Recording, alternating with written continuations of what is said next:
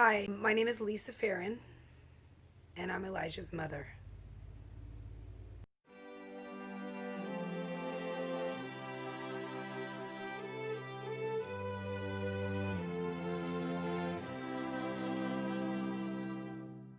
We live in a world where people hold each other to an unrealistic standard, minimizing room for error.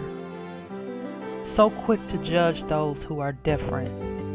But it's our own differences that make us so uniquely made, perfectly blended with beauty and flaws. But if we learn to accept the flaws of others, just maybe we'll embrace our own. What if we gave each other the same grace that we desire when it comes to our own imperfections? Perfect. Down syndrome through our eyes.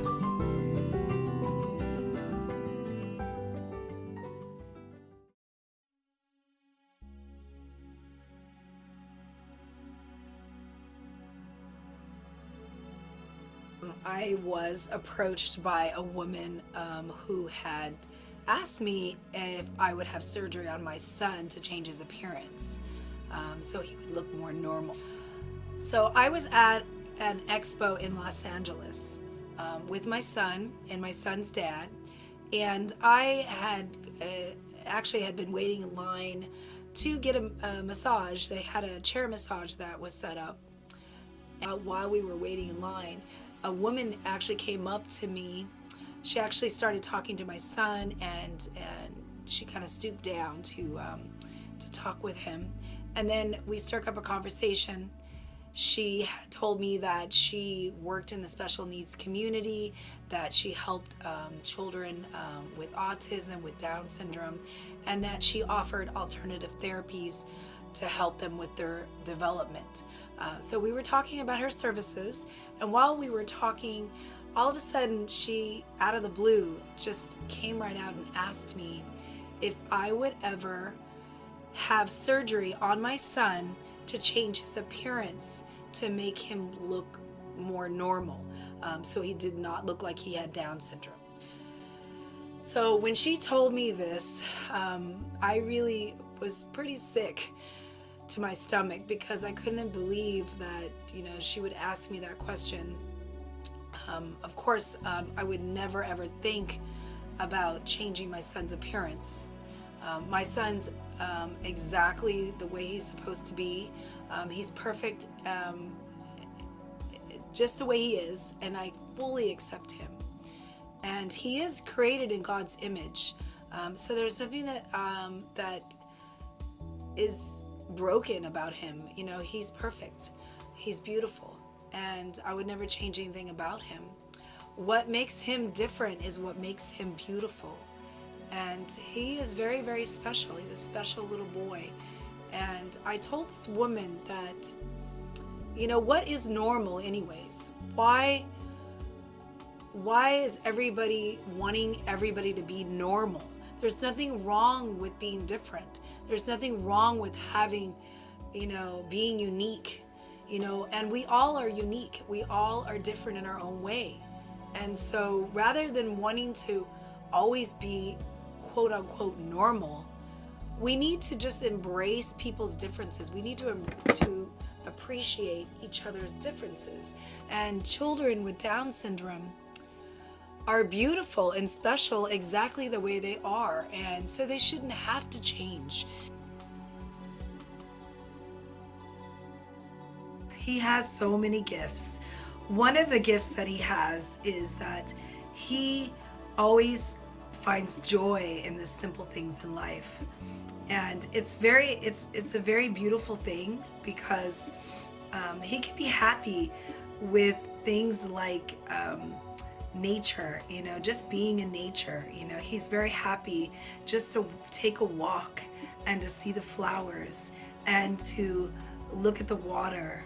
And he'd be happy like sitting next to a waterfall, just watching the water cascade down to the rocks and just looking at the ripples, just something simple like that. He's not really picky like some kids. They they want the fancy toys, and they want all the things, the electronics. For him, he's happy to play with a plastic hanger, and to just be around music, and be able to dance and be able to play his keyboards. It's just simple things that he enjoys. And he's really taught me so many things about just being happy, where you're at. And I have learned myself, to be happy with the simple things. I enjoy going in nature and taking walks and just embracing all that I see around me. And so he has been a big teacher for that. So I'm really, really blessed for him to teach me. Another gift that he has that is really beautiful is he is an intuitive hugger. And what I mean by that is that he doesn't go around just hugging everybody that he sees. He actually is drawn to certain people. And it's usually, because there's a reason. They're usually, a lot of times the person may be depressed. The person may have, maybe sad, or maybe they just need love. And he actually draws me to that person. He'll take my hand and actually take me to the person. And it's really beautiful to watch the interaction between my son and this person, which is usually a stranger, because they are totally ready to receive the love. And the thing that's beautiful about my son is that he gives pure, unconditional love to people. He doesn't judge them based on their appearance or what they look like, or what they wear, or their race, or anything like that. I mean, he looks directly at their soul, and he just reaches out to them in total love. And so many people are blessed by this, because it's not very often that you get somebody that reaches out to you in that way, and especially reaching out in such a pure love. So he's blessed so many people. And I have, ever since he started doing this, since he was a little baby, I have taken so many pictures of him hugging other people and touching people, and patting their faces and just being with these people. And it's so beautiful. It's such a beautiful interaction. And so that is a gift, having unconditional love for others. And one of the things that he also does is he likes to touch people's necks. He always touches people's necks. And it took me a while to figure out exactly why he was doing this. But what I found out was that he's really touching their throat chakra. He's touching their throat chakra. And throat chakras, when they're blocked, it's because they're not speaking their truth. And sometimes they're repressing their emotions.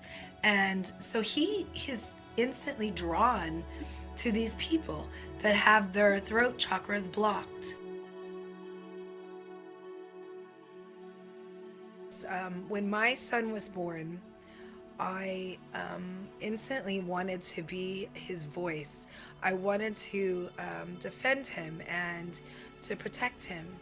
And one of the things that I learned shortly after he was born was that 90% of women who find out that their baby will be born with Down syndrome will end up having an abortion. So this is a really sad reality, and it made me really want to make a difference and do something to help women and help mothers, so that when they get pregnant and find out their child has Down syndrome, that they'll want to keep their child. And so I wanted to do something to make some kind of a difference. So I already love photography. So I decided to have a photography exhibit. And what I did is I photographed children, Down syndrome children in my community, and had a photography exhibit at Gallery Danis in Hermosa Beach. And I did this in March of 2010. And it was just a beautiful event where I showcased all this photography. It was a window exhibit, a window photography exhibit. So we had it in the window. So all the pictures could be viewed from the window. And so hundreds of people walked by and saw the photos. And my vision was for women to see these photographs and for it to leave a positive impression, for it to plant seeds in their hearts. And so that later on, if they ever get pregnant, that they would be so touched by these photographs that they would decide to keep their child. And so that is why I had the photography exhibit. I also co-created it with a good friend of mine named Heather Mercer, who shared the same vision that I had. And it was beautiful because we had so many people come from the community, and we taught them about Down syndrome. We had a booth set up that would educating people about what Down syndrome is, and it was just, an amazing event. I do plan on having more of them, and in the my dream is to have them in every city, all over, just to showcase Down syndrome in the communities.